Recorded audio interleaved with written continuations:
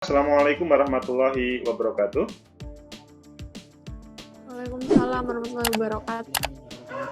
Selamat pagi, salam sejahtera untuk kita semuanya. Sehat semuanya teman-teman? Alhamdulillah sehat, Pak. sehat. Alhamdulillah sehat. Meskipun belum lengkap teman-teman semuanya yang masuk di ruangan ini, tetapi kita tetap mulai dengan tidak mengurangi kualitas perkuliahan ini. Pertama, selamat datang di pertemuan pertama dari kajian kebijakan pendidikan di semester 5 ini. Kita tidak terasa, kita sudah memasuki semester 5. 2 tahun lagi semester 7 dan lulus. Jadi tidak terasa teman-teman, waktu itu begitu cepat. Kalau kita tidak merespon secara positif, kita ditinggal oleh waktu itu. Kedua, pada perkuliahan kita kali ini, kita langsung genjot karena kita sudah kenal semuanya, maka kita langsung genjot terkait dengan apa yang menjadi bagian dari kajian kebijakan pendidikan. Sekali lagi, semua kamera dalam perkuliahan saya harus nyala ya, karena ini penting bagi kita bersama. Perkuliahan ini ada hubungannya dengan perkuliahan selanjutnya, sehingga perlu nyalanya di situ. Kedua, kita akan membicarakan tentang kontrak belajar kita. Kontrak belajar yaitu berhubungan dengan apa yang seharusnya saya berikan dan apa yang harus teman-teman laksanakan untuk bisa berjalan selama 1 semester ini. Kita menjalani dalam waktu 16 kali pertemuan. Pertemuan 1 untuk UTS, UAS 1, jadi kita 14 pertemuan, kira-kira begitu, kecuali nanti ada aturan yang baru, tetap 16 pertemuan. Selanjutnya, di dalam perkuliahan saya, pertemuan pertama saya akan relatif berkenalan dengan 1 semester apa yang akan kita tuju. Ya, targetnya apa. Kemudian selanjutnya nanti kita juga akan mematuhi terkait dengan aturan yang kita buat. Aturannya adalah setiap proses perkuliahan semuanya harus hadir. Adapun yang 70-30 itu saya pikir teman-teman bisa memahami. Nanti saya minta tolong PJ, Mbak Milenia sama Mas Nadir, untuk tentang absensi saya dibantu. Apakah menggunakan form atau bagaimana? Kalau dalam hal seperti ini saya mungkin tidak memanggil satu persatu, karena kita relatif sudah saling mengenal. Berbeda dengan pada waktu semester 1, semester 2, mungkin kita agak jarang kenal. Nah, kalau sekarang sudah, insya Allah saya di kelas ini namanya tidak ada yang aneh, maksudnya tidak ada yang tidak saya kenal, semuanya insya Allah kenal. Jadi lebih mudah lagi kita menjalani perkuliahan ini. Di dalam kontrak kita, setiap pertemuan seperti ini, kalau misalkan kita sepakati, maka keterlambatan adalah 5 menit dari ketika saya membuka. Taruhlah tadi 10.20, maka 10.25 baru dikatakan masih boleh. 26 sudah tidak boleh. Tetapi saya tidak menggunakan platform Zoom terus, karena teman-teman sudah paham saya sangat aktif di YouTube, maka relatif semuanya di channel YouTube. Tetapi karena ini mata kuliah yang saya mempunyai kepentingan di dalamnya dan teman-teman sudah semester 5, saya usahakan setiap mulai perkuliahan kita bertatap muka sekitar 15 menit setiap pertemuan. Adapun sesudah 15 menit terserah apakah kita gunakan sesuai kebutuhan per hari itu atau tidak. Kalau misalkan saya tidak bisa ketemu, maka saya menyampaikan ke PJ. Karena di dalam proses kajian kebijakan pendidikan, ini saya mempunyai target yang tidak boleh diremehkan di dalam perkuliahan ini. Ya. Kemudian yang ketiga,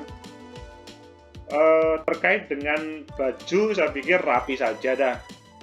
Pokoknya, apakah teman-teman sudah mandi atau tidak, saya pikir nggak penting bagi saya. tetapi yang di sini apa itu pakai baju rapi aja. Ya, baju rapi saya pikir teman-teman bisa menerjemahkan sendiri. Amir Mahmud, Putri Febriana, sama Afriliani minta tolong kameranya dibuka ya. Jadi terkait dengan hal itu, sekali lagi saya hanya pengen rapi saja. Selanjutnya tugas. Tugas ini adalah hal yang terpenting dalam proses perkuliahan ini. Jadi, secara tidak langsung, satu semester perkuliahan ini itu ya mengerjakan tugas satu itu, yaitu namanya paper.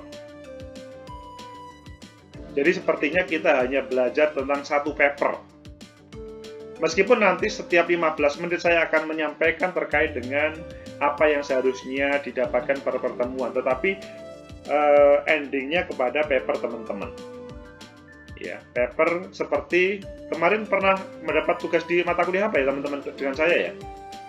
Mata kuliah apa yang sudah target ke jurnal? Adakah teman-teman? Sosiologi hukum, Pak. Sosiologi hukum, Pak. Nah, seperti sosiologi hukum itulah. Tapi ini lebih serius karena sudah semester 5. Sudah mengarah ke skripsi. Jadi nanti harapannya adalah ini menjadi semacam embrio teman-teman ke skripsi. Jadi sebetulnya kalau berbicara kuliah S1 itu kan ya skripsi itu kan. Jadi semuanya itu diarahkan untuk menulis ke skripsi. Nah, semester 5 ini ketika kajian kebijakan pendidikan mengarah ke skripsi juga. Apakah ini nanti juga menjadi skripsi teman-teman atau tidak? Itu nanti. Yang pasti ini adalah belajar menulis. Sehingga kita akan membutuhkan pertemuan karena seperti itu. Seandainya nanti, misalkan Senin depan, saya 10.20 ada kegiatan, saya akan menyampaikan ke Mbak Melia sama Mas Nadir, kita pending misalkan sorenya, atau malamnya, atau besoknya. Karena kadang-kadang memang ada kegiatan yang saya tidak, mohon maaf, kadang-kadang harus berbenturan begitu. Apalagi hari Senin ya, hari Senin itu sangat banyak benturannya biasanya. Nah tadi mengapa tidak kita mulai pagi? Karena memang saya masih ada kelas lain sampai 10.20. Tapi dijadwalkan sudah terjadwal 9 lebih berapa tadi. Nah makanya itu saya harus menyampaikan saya bisa free itu baru 10.20. Karena mulai jam pertama, jam 7 sampai 10.20 saya ada 2 kelas ngajar juga. Itu terkait dengan berbagai aturan. Apakah ada yang ditanyakan sebelum kita genjot untuk materi? Putri sama Pak Levi bisa menyalakan kamera ya. Bagaimanapun di tempat manapun teman-teman harus menyalakan kamera. Meskipun di jalan tetap menyalakan kamera, nggak apa-apa. Nggak ada yang ditanyakan? Jadi ending kita ya teman-teman yaitu paper yang tersubmit di jurnal. Sekali lagi, tersubmit di jurnal. Kalau teman-teman terpublish, meskipun ngerjakan UTS UAS acak-acakan, saya pastikan nilainya A. Ya, kalau terpublish. Kalau tidak terpublish, ya semua nilai berdasarkan yang lain-lainnya. UTS UAS berpengaruh, lain-lainnya berpengaruh. Jadi saya mengapresiasi kepada mahasiswa yang terpublish di jurnal, yaitu Sinta 6, 5, 4, apalagi 3, apalagi 2, saya menghormati. Pokoknya harus terpublish di jurnal yang bersinta. Nah, teman-teman, ini menulisnya adalah cukup sendiri saja. Mengapa? Ya karena memang sulit ke teman-teman untuk mengerjakan berkolaborasi untuk membuat satu tulisan kan agak kesulitan karena berbeda tempat, ya kan? Maka teman-teman menulis dengan dirinya sendiri, mendasarkan pada apa yang ada di sekitar teman-teman. Basisnya adalah taruhlah misalkan milenial itu Surabaya ya. Mojokerto, Pak. Oh, Mojokerto. Kalau di Mojokerto, risetnya cukup yang di Mojokerto aja, yang sekitar desa, kecamatan, kabupaten lah. Begitu juga misalkan Erwin di Blitar ya? Iya Pak. Nah, Blitar, Erwin Pak. menulis sekitar di Blitar sehingga tidak perlu membutuhkan energi yang panjang. Afida di Sidoarjo menulis yang di sekitar Sidoarjo. Sidoarjo kan, Afida? Di Surabaya, Pak. Oh, di Surabaya, sorry. Dirimu kok melihat dirimu di Sidoarjo. Iya, Surabaya dirimu ya. Iya. Iya. Surabaya, kemudian Pak Levi juga Surabaya, Rizkullah yang Sidoarjo, dan semuanya lah. Intinya dekat dengan sekitar teman-teman. Jadi tidak usah jauh-jauh. Misalkan riset fokus kepada SMP teman-teman dahulu, hubungannya dengan pandemi. Nah, nanti kita hubungkan. Jadi sekali lagi saya mengapresiasi terhadap teman-teman yang mempublish di jurnal. Sehingga kalau sudah publish di jurnal itu saya percaya teman-teman mengerjakan skripsi itu tidak sulit. Pasti mudah. Meskipun mungkin tema skripsi teman-teman itu berbeda dengan tema kajian kebijakan pendidikan ini. Ya. Itu terkait dengan sepertinya kita sudah selesai untuk perkuliahan 1 semester. Kalau ngomong sudah terpublish di jurnal. Ada yang ditanyakan? Oke. Selanjutnya, kalau tidak ada yang ditanyakan, kita melihat seperti apa kajian kebijakan pendidikan itu. Kita lihat, saya coba saya share screen. Ini adalah kajian kebijakan pengantar perkuliahan. Ya bisa, Pak. Bisa ya? Oke.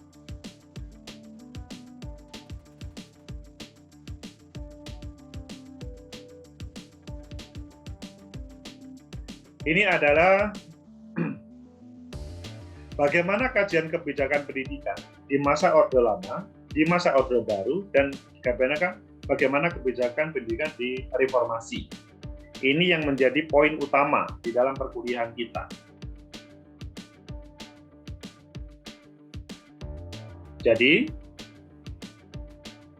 setiap rezim pemerintah, teman-teman ketika mendengar kata rezim jangan berarti negatif ya. Rezim itu ya pemerintah lah, penguasa. Itu pasti mempunyai kebijakan yang sangat beragam. Pada waktu Orde Lama kita sangat mengenal bagaimana sosok Ki Hajar Dewantoro yang sampai hari ini beliau menjadi menteri yang sangat famous, bahkan bukan hanya menteri, pahlawan nasional di dunia pendidikan. Ki Hajar Dewantoro. Ya.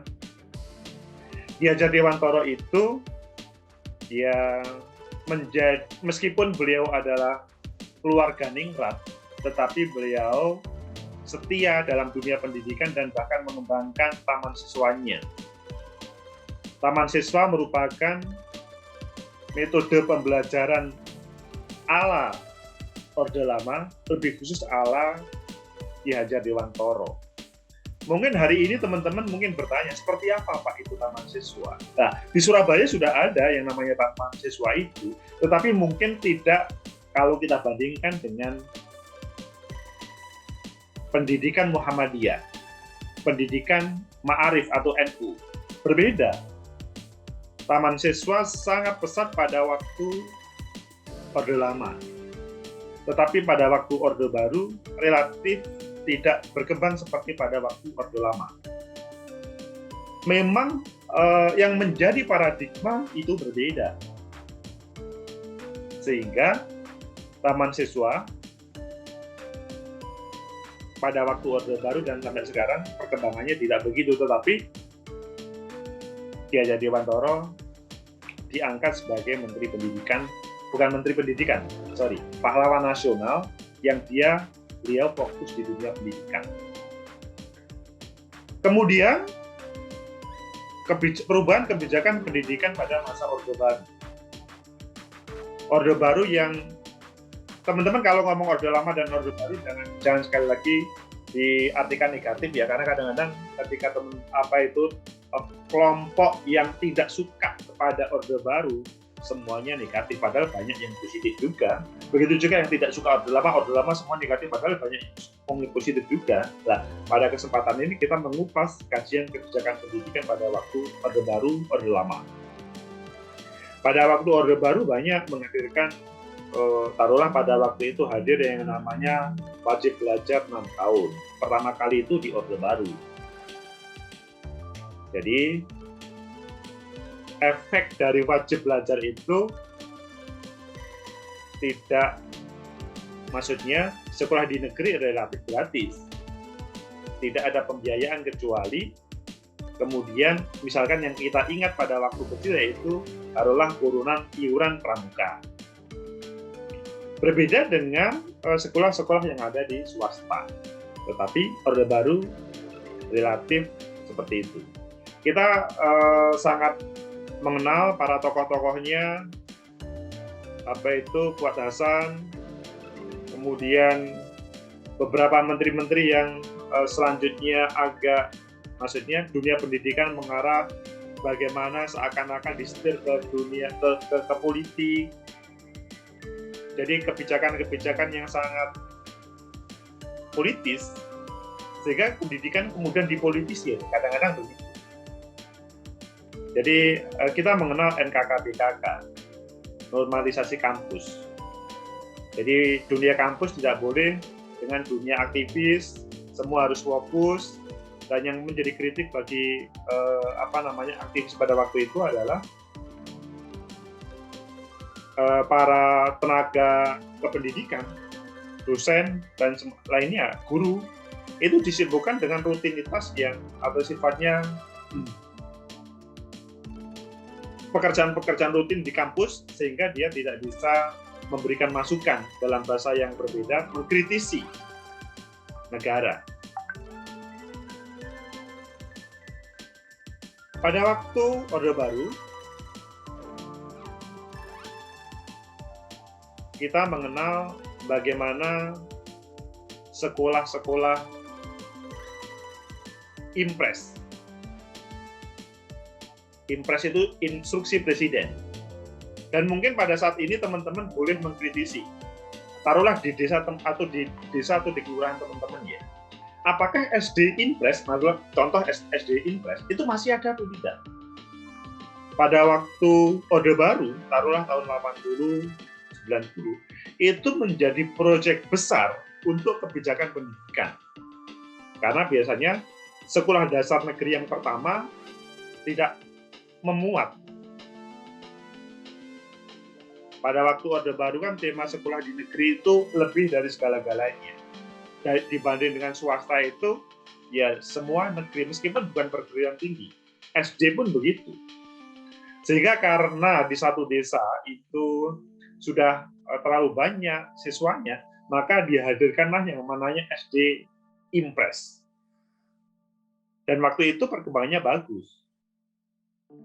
Tetapi kalau kita melihat di reformasi, taruhlah saat ini, rata-rata SD impres itu sudah tidak ada. Gedung-gedungnya pun sudah tidak berfungsi. Bahkan SD negeri yang dahulu pada waktu Orde Baru, jaya, sekarang relatif hilang. Sehingga taruhlah orang-orang tua teman-teman yang ada di sini, tanyakan pada orang-orang tua kalian, pada waktu dulu kecil di SD, kita belum ngomong SMP, SMA, di SD. SD-nya dulu di mana? Nanti kemudian dia akan menyampaikan SD-nya di sini, dan kemudian kehebatan SD pada waktu itu. Tetapi coba lihat pada hari ini, apakah SD-nya masih jaya? Itu menjadi masalah.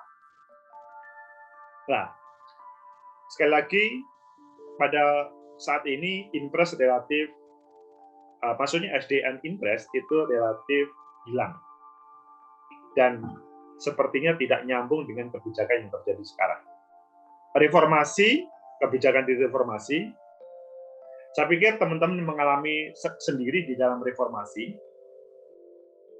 bagaimana misalkan teman-teman merasakan perubahan-perubahan kurikulum yang menghadirkan, taruhlah kebingungan siswa dan mahasiswa. Yang terkini pada waktu reformasi, ketika teman-teman masih ingat waktu SMP SMA kemarin, untuk sekolah aja harus mendasarkan pada tempat di mana teman-teman atau calon siswa itu berada. Masih ingat kan kemarin? pada waktu mau masuk SMA atau SMP. Jadi dia sebetulnya mahasiswa atau siswa yang pintar, tetapi dia tidak masuk zona sekolah A, maka dia kesulitan untuk masuk ke sekolah itu. Dia harus terlempar ke jauh tempat. Maksudnya karena dia anak pintar tapi aslinya duso, pucuk gunung. Maka dia tidak bisa masuk ke SMA 1 kota. Seperti Afida itu kan rumahnya bukan Surabaya yang sentral ya, tapi sekitar mana Afida?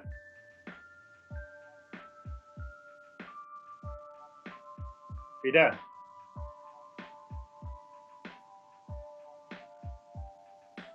Kan bukan sekitar SMA komplek kan, sehingga untuk sekolah di SMA komplek pada waktu itu agak kesulitan. Dan selanjutnya itu salah satu contoh kebijakan yang selanjutnya hadir, yang menjadi tema kita. Kajian kebijakan pendidikan di masa pandemi COVID ini yang selanjutnya menjadi hal yang kekinian, bisa menjadi kita pelajaran bagi kita bersama. Bagaimana kebijakan pendidikan di masa COVID dan bagaimana di dalam mahasiswa. Yang akan kita ungkap dalam selama 1 semester ini. Lebih khusus lagi adalah tidak hanya COVID. COVID itu kan pada waktu 2020. Di 2021 lebih khusus ada lagi ketika ada PPKM darurat, ada PPKM darurat diperpanjang, ada PPKM level 3, level 4. Nah, itu yang menjadi tema itu adalah di masa PPKM level 3, level 4, darurat dan selanjutnya. Jadi PPKM darurat.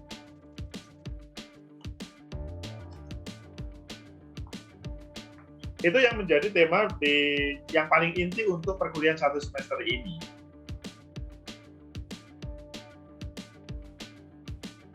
Kajian kebijakan pendidikan, misi perkuliahan, menyelesaikan perkuliahan pada semester 7, maksimal semester 8 sudah selesai semuanya. Itu teman-teman.